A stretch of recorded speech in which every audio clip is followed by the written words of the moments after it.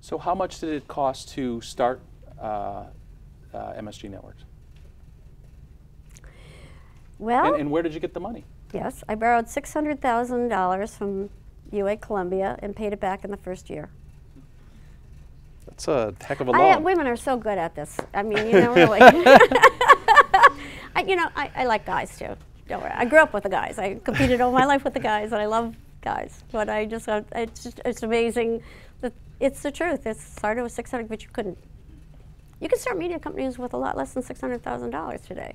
But in those days, that's what it took, and I had a license. I just remember, things like the first time I hit $1 million in revenues, and the first advertising buy was $200,000 from Young and Rubicam, and I mean, there's really good stuff. But let me share with you a sports story. I guess everybody here relates to sports somehow. Because George Steinbrenner, who passed away this last year, was owned the Yankees, or was the leading. There were several owners, but he was always the front guy, and the guy that everybody thought of as the owner of the Yankees, and he certainly was the boss. Well, he was then, and it was 1977 and 1978. September of 1977 is when I launched Madison Square Garden Sports, which then became USA Network. And so I went after these sports, different leagues, and I called up in different sporting teams, and I called up George Steinbrenner's office, and said I wanted to come in and talk about, getting the Yankee games.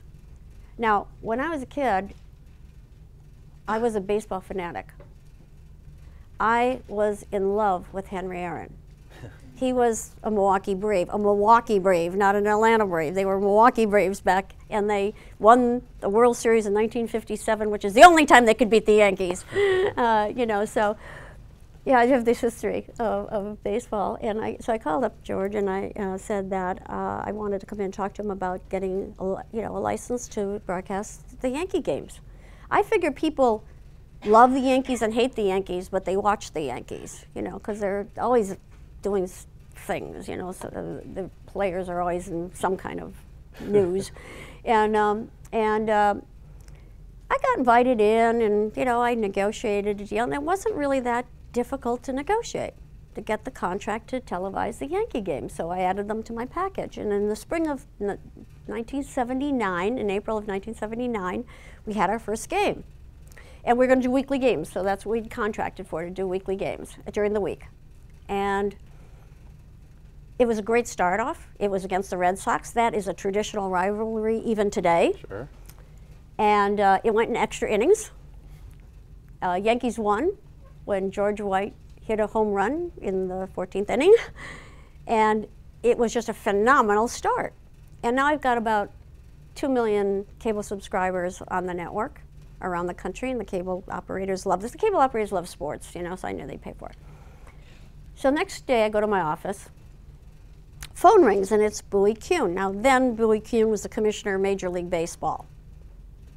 Miss Koplowitz, he said, I see you televised the Yankee game last night. Yeah, wasn't it great? Went in extra innings, I'm bubbling over with enthusiasm, and blah, blah, blah, on, and wasn't it great? The Yankees won, but he said, that's not really why I called you, Miss Koplowitz. I didn't call you to talk about the game. I called to tell you that you didn't have the right to televise the game.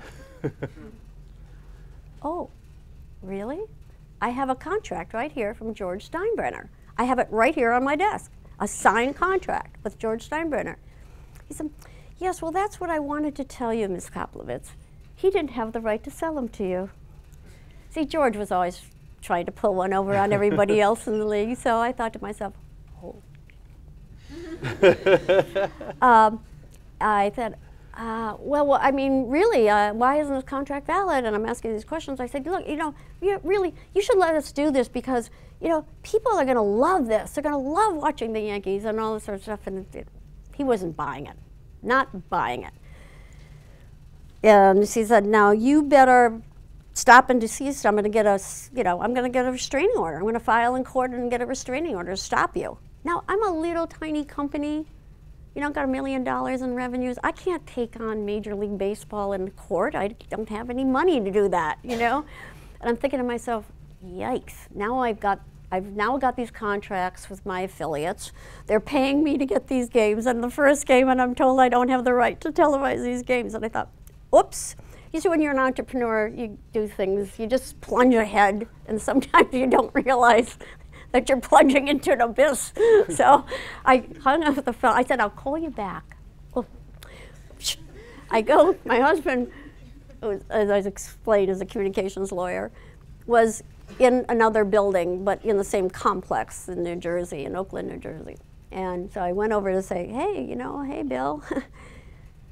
Billy Kuhn just called me and said I didn't have the right to televise. And I told him the story. And he said, well, maybe it's a league right that, they can only televise within their grade A contour, grade A and grade B contour, maybe 50, 75 miles outside their city, and they can't go into other people's territories. And, maybe he's right.